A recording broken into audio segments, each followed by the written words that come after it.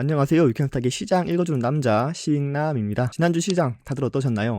생각보단 나쁘지 않았는데 속전속결로 점령되었어야 할 우크라이나가 전 세계의 응원을 받으면서 버티니 러시아가 많이 급했나 봅니다. 이건 안 쓰려고 했는데 하며 꺼내든 핵무기라는 키워드에 놀랐던 한 주였는데 주간 기준 코스피는 약 1%, 코스닥은 3% 상승 마감했습니다. 어라? 러시아가 갈 때까지 간 곳에 비해 우리 시장은 오히려 상승했다고? 지난주 하루를 제외하고 모두 하락한 다우와 S&P 그리고 1.5%씩 세 차례나 빠진 나스닥 등 이 증시와 비교해봐도 우리 시장 선방이 좋고요. 소위 박살이 나버린 러시아 시장과 비교하면 우리가 지난주 조금 투덜대긴 했지만 이들에 비해 매우 평화로웠다는 사실은 인지를 하고 시장을 봐야 할 것 같습니다. 그리고 지난주 제가 가장 중요한 이벤트로 소개했던 파월 의장 의회 발언, 다행히 최악은 면했죠. 우크라이나 사태를 경계하는 듯한 뉘앙스를 풍기면서도 0.5%가 아닌 0.25% 금리 인상에 힘을 줬던 파월이었습니다. 다만 목요일 하원에서와 달리 금요일 상원 발언에선 우크라이나 사태로 인한 인플레이션 충격이 확인된다면 더 매파적으로 대응할 수 있다는 가능성을 남겨두었으니까요. 3월 16일 FOMC 회의까지는 이런 경계 심리가 지속될 것으로 보입니다. 그리고 이번 주 메인 이벤트는 바로 미국 2월 소비자 물가지수 목요일 밤 결과가 나올 예정인데 이를 전후해서 시장의 변동성이 조금 커질 수 있다는 점은 체크하고 이번 주 시장 시나리오를 짜보시길 바랍니다. 네, 그럼 지난주 시장 돌아보면서 이슈들 전공해 보도록 하죠.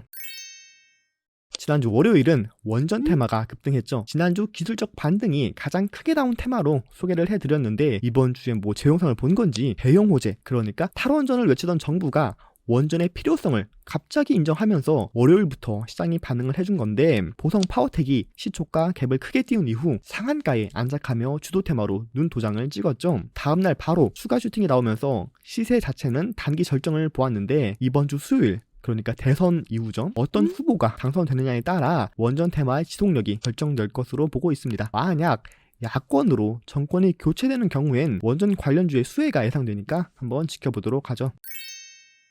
화요일은 3일절로 국내 증시가 휴장이었고 수요일엔 전쟁 테마주가 또 한번 요동쳤습니다. 정말 더 나빠질 것이 있나 싶다가도 시장을 공포에 떨게 하는 소식들이 밤마다 추가되는데 수요일엔 푸틴의 핵무기 언급이 있었죠. 뿐만 아니라 러시아에 대한 전 세계 경제 제재로 국제유가와 곡물 가격이 급등한다면 이거 스태그플레이션, 그러니까 물가만 오르고 성장은 없는 그런 경제 둔화 국면에 빠지는 것이 아니냐는 의견들이 힘을 받기 시작했습니다. 관련하여 곡물, 사료 관련주로 미래생명자원이 전쟁 테마 대장 역할을 해줬는데 이번 주 역시 전쟁 테마에 대한 접근은 보수적으로 보고 있습니다. 왜냐하면 러시아 침공의 실질적인 목표인 헤르손 지역, 즉 크림반도로 연결되는 전략적 요충지를 러시아가 거의 점령 완료한 상황이니까 더 이상 러시아 입장에서도 욕이란 욕은 다 먹고 그것도 경제 고강도 제재를 다 감수하면서까지 전쟁을 지속할 이유가 없다. 그래서 종전 합의가 이번 주 언제 나와도 이상할 것이 없는 시기라 보고 있으니까요. 이번 주엔 부디 평화가 찾아오길 기대해 보겠습니다.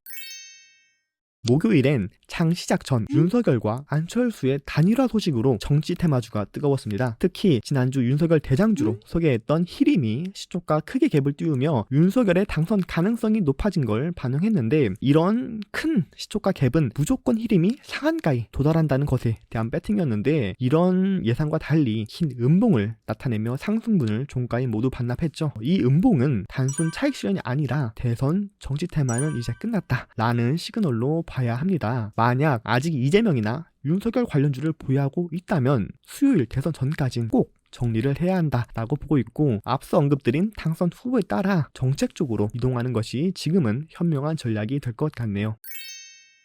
금요일은 볼 것이 HMM 밖엔 없었는데 거래 대금이 1조 9천억이 터졌다는 것은 큰 의미가 있으니까요. 다음 주를 비롯한 앞으로의 동향 HMM 반드시 체크를 해야겠고 바로 이번 주 가장 관심 있게 보고 있는 뉴스 소개하며 마무리하겠습니다. 바로 이겁니다. SPC 3립 포켓몬빵 출시 일주일 만에 150만 개 판매 돌파했다. 이런 기사인데 다들 포켓몬 빵이라고 들어보셨나요? 80년대, 90년대생은 학교 매점에서 한 번씩은 다들 먹어보았을 추억의 빵이 바로 이 포켓몬 빵인데 사실 빵보다 그 안에 있는 스티커, 즉 띠뿌띠뿌실이 우리의 진짜 목표였죠. 다들 한 번씩 이것 때문에 빵을 개봉하기 전에 설렜던 기억이 있으실 겁니다. 그런데 이 추억의 빵이 지난주 재출시되었죠. 그리고 놀랍게도 출시 일주일 만에 누적 판매 150만 개. 그러니까 시장이 흥분하는 품절, 품귀 현상이란 키워드를 붙인 뉴스들이 주말까지 계속 나오고 하고 있다는 것에 주목했습니다. 전쟁 이슈가 아직 해소되지 않아 유동성이 부족한 상황에서 테마가 아닌 개별 재료, 즉 한 종목으로만 수급이 쏠리며 시세를 줄 수 있는 것도 하나의 포인트인데, 그래서 준비한 이번 주 관심 종목은 바로 기사 제목에도 있었죠. SPC 삼립이란 종목입니다. 포켓몬빵을 제조하고 유통하는 유일한 관련주인데, 이 소식이 처음 나왔던 3월 2일 거래대금이 동반된 상승 이후 추가 슈팅이 아닌 횡보하며 힘을 모았다는 점에서 기술적으로도 매력도가 있고 재료도 1, 2주는 지속될 만하기에 추가 시세의 가능성이 높다라고 판단을 했습니다. 유일한 관련주이기 때문에 이번 주 히든 종목은 따로 없고, 매매 전략이나 매수 이후 매도를 잡는 시점이 궁금하신 분들은 아래 연락처로